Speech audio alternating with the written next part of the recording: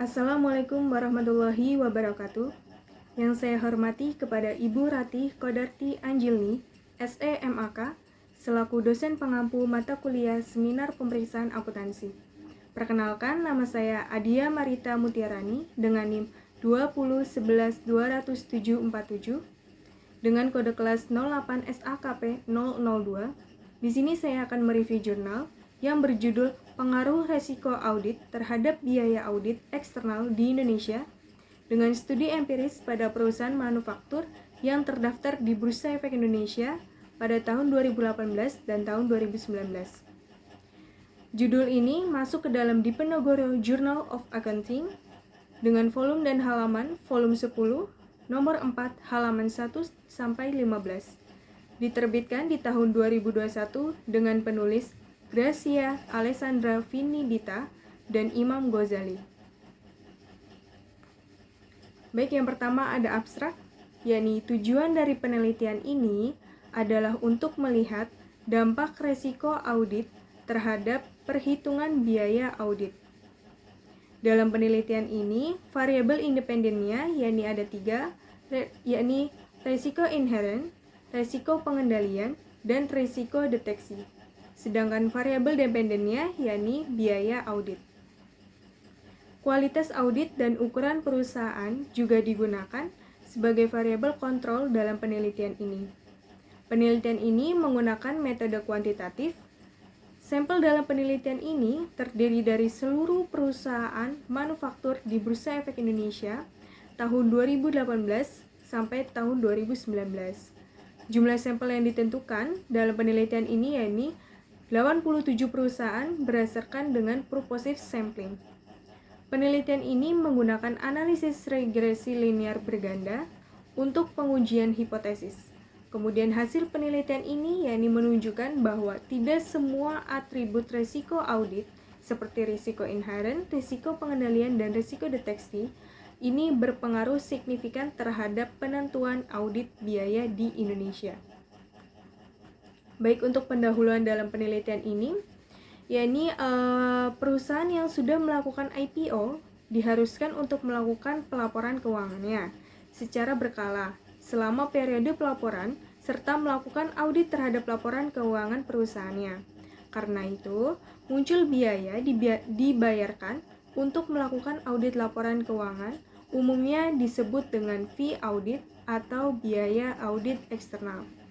Besarnya biaya ini tergantung pada kompleksitas audit, ukuran perusahaan, resiko audit, dan reputasi kantor akuntan publik itu sendiri. Nah, kemudian yang selanjutnya ada resiko audit yang merupakan salah satu aspek penting yang mempengaruhi besarnya biaya audit. Resiko audit ini terbagi menjadi 2, yakni ada resiko audit yang dapat diprediksi dan resiko yang muncul selama proses audit tersebut. Adapun mode risiko audit ini terdapat 3, yakni risiko bawaan, risiko pengendalian, dan risiko deteksi.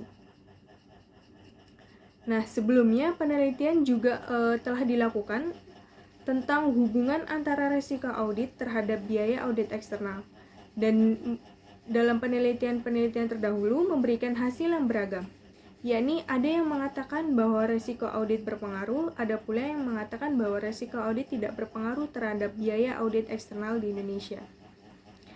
Penelitian ini berfokus pada hubungan risiko audit terhadap biaya audit dengan ukuran perusahaan dan kualitas audit sebagai variabel kontrol. Adapun kualitas audit ini didefinisikan sebagai kemampuan auditor dalam mendeteksi kesalahan material dalam laporan keuangan. Sedangkan pada ukuran perusahaan, yakni mencerminkan total aset yang dimiliki oleh suatu perusahaan. Selanjutnya, yakni untuk metode penelitian, pada penelitian ini menggunakan metode kuantitatif dan menggunakan data sekunder, serta melakukan objek penelitian menggunakan metode purposive sampling atau menentukan sampel dengan kriteria. Kemudian selanjutnya ini adalah landasan teori. Teori yang digunakan pada penelitian ini yaitu teori agensi atau agensi teori. Teori agensi ini menjelaskan bahwa terdapat konflik kepentingan antara pihak pemilik perusahaan atau principal dengan manajemen yang mengelola perusahaan atau agent. Nah, teori agensi ini menunjukkan bahwa permintaan untuk jasa audit eksternal itu timbul karena adanya konflik antara prinsipal dengan agen. Dan resiko audit ini mempengaruhi biaya audit eksternal karena auditor berupaya untuk meminimalisir konflik keagenan dengan memberikan hasil audit yang berkualitas. Untuk selanjutnya, yakni ada kerangka pemikiran dan hipotesis. Untuk kerangka pemikirannya bisa dilihat pada PPT. Kemudian untuk hipotesisnya yang pertama yakni ada pengaruh resiko bawaan terhadap biaya audit eksternal yang memiliki hipotesis berpengaruh positif terhadap biaya audit eksternal. Nah, hipotesis pada resiko bawaan ini dibagi kembali menjadi 3 subhipotesis sebagai berikut. Yang pertama ada profitabilitas yang memiliki pengaruh negatif terhadap biaya audit eksternal. Kemudian yang kedua ada likuiditas yang memiliki pengaruh negatif terhadap biaya audit eksternal. Kemudian yang ketiga ada solvabilitas yang memiliki pengaruh positif terhadap biaya audit eksternal. Kemudian yang kedua atau hipotesis yang kedua ini ada pengaruh resiko pengendalian terhadap biaya audit eksternal, yakni memiliki pengaruh positif terhadap biaya audit eksternal. Nah, untuk resiko pengendalian ini juga dibagi menjadi 2 subhipotesis, yakni yang pertama ada pengendalian internal yang memiliki pengaruh positif terhadap biaya audit eksternal. Kemudian yang kedua ada tata kelola perusahaan yang memiliki pengaruh negatif terhadap biaya audit eksternal. Kemudian untuk resiko yang ketiga atau hipotesis yang ketiga ini resiko deteksi terhadap biaya audit eksternal yang memiliki pengaruh positif terhadap biaya audit eksternal. Baik, selanjutnya yakni proksi-proksi yang digunakan untuk mengukur variabel pada penelitian ini. Yang pertama ada resiko bawaan. Resiko bawaan ini diproksikan dengan indikator finansial seperti profitabilitas, likuiditas, dan solvabilitas. Pertama yakni ada profitabilitas yang dihitung dengan ROA, yaitu dengan menghitung net income dibagi dengan total aset. Kemudian yang kedua ada likuiditas yang dihitung dengan quick ratio atau sama dengan cash and nil cash plus short term investment plus akun receivable dibagi dengan current liabilities. Kemudian yang resiko yang kedua Kemudian untuk selanjutnya ini ada solvabilitas, yakni yang dihitung dengan leverage ratio atau total utang dibagi dengan total aset. Kemudian selanjutnya yakni ada risiko pengendalian yang diproyeksikan dengan 2, yaitu ada pengendalian internal dan tata kelola perusahaan. Untuk pengendalian internal ini dihitung berdasarkan dummy, yakni terdapat penyajian kembali diberikan angka 1, kemudian jika tidak terdapat penyajian kembali diberikan angka 0. Kemudian yang kedua ada tata kelola perusahaan. Tata kelola perusahaan ini juga diukur dengan ukuran komite audit suatu perusahaan yang dihitung dari jumlah total komite audit di suatu perusahaan. Kemudian untuk yang ketiga resiko deteksi, yaitu dihitung dengan ada atau tidaknya rotasi firma audit atau berdasarkan dummy ya, dimana jika melakukan rotasi firma audit angkanya itu 1, jika tidak melakukan rotasi firma audit maka angkanya 0. Kemudian yang keempat ya ini terkait dengan variabel kontrolnya, yaitu kualitas audit dan ukuran perusahaan. Pada kualitas audit diproyeksikan dengan firma audit Big Four yang diukur menggunakan dummy, yakni diaudit oleh firma audit Big Four maka angkanya 1, sedangkan diaudit oleh firma audit yang bukan Big Four itu maka angkanya 0. Kemudian yang kedua variabel kontrolnya ini ukuran perusahaan yang diukur menggunakan logaritma natural total aset perusahaan. Sedangkan pada variabel Y atau variabel dependennya yakni biaya audit eksternal diukur menggunakan logaritma natural biaya audit eksternal yang berlaku. Selanjutnya, ini terkait dengan hasil penelitiannya. Hasil penelitian pada jurnal ini menunjukkan bahwa risiko bawaan itu tidak berpengaruh signifikan terhadap biaya audit eksternal di Indonesia. Sedangkan pada risiko pengendalian secara parsial ini terdeteksi memberikan pengaruh positif terhadap biaya audit eksternal. Dan untuk resiko deteksi ini tidak mempunyai pengaruh terhadap biaya audit eksternal di Indonesia. Kemudian selanjutnya ini terkait dengan kelebihan dan kekurangan berdasarkan review jurnal pada penelitian ini. Untuk kelebihannya yang pertama yaitu pada jurnal ini formatnya itu terstruktur. Jurnal ini mengikuti format terstruktur seperti adanya pendahuluan, metode, hasil, dan kesimpulan yang memudahkan pembaca untuk memahami dan mengevaluasi penelitian. Kemudian untuk kelebihan yang kedua, studi ini mempertimbangkan kontrol variabel seperti kualitas audit dan ukuran perusahaan, sehingga dapat mengidentifikasi dampak dari risiko audit terhadap biaya audit eksternal ini secara terpisah.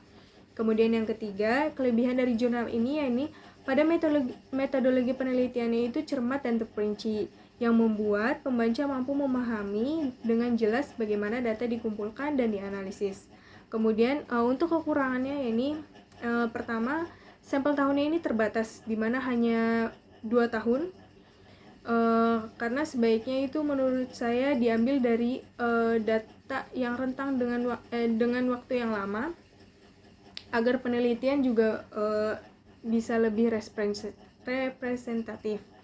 Kemudian kekurangan yang kedua tidak terdapat fenomena gap atau contoh kasus pada penelitian yang biasanya terletak di latar belakang atau pendahuluan, namun di penelitian ini tidak terdapat fenomena gap. Kemudian yang ketiga adanya keterbatasan dalam pengungkapan biaya audit eksternal dalam suatu laporan keuangan suatu perusahaan, sehingga menurunkan banyak jumlah sampel perusahaan.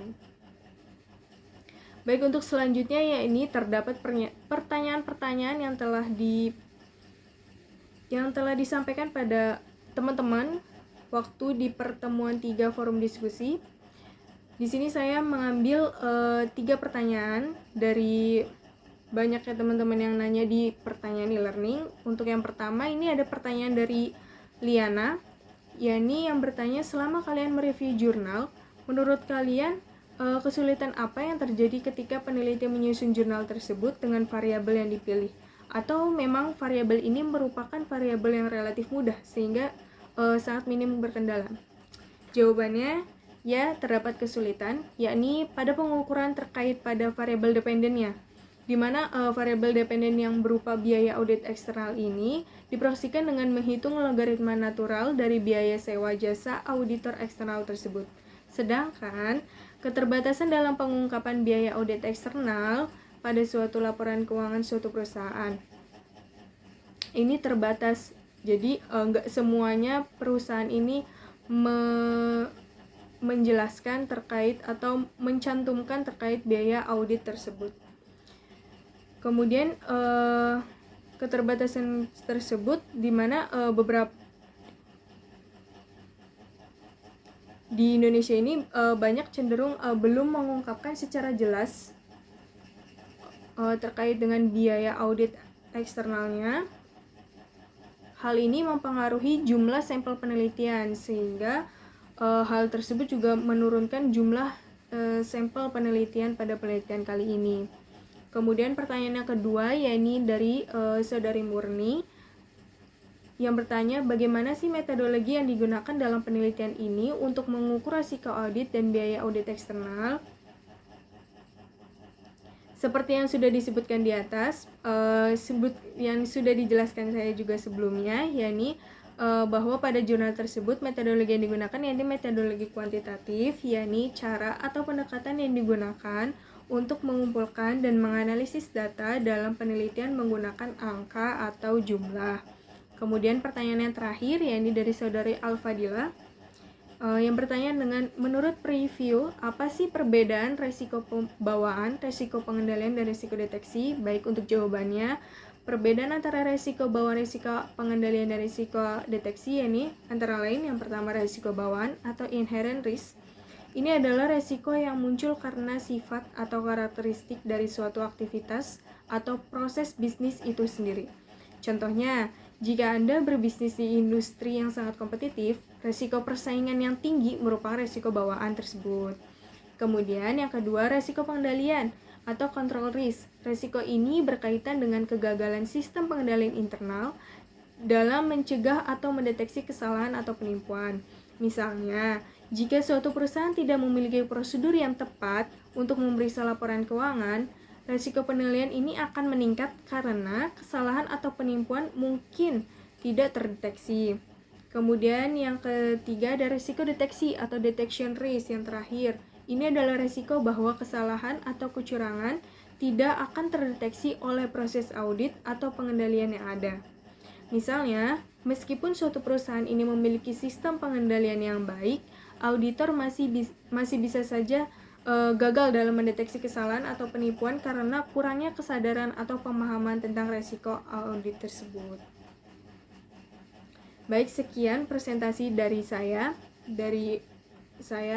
Kurang lebihnya mohon maaf apabila ada salah kata. Wassalamualaikum warahmatullahi wabarakatuh.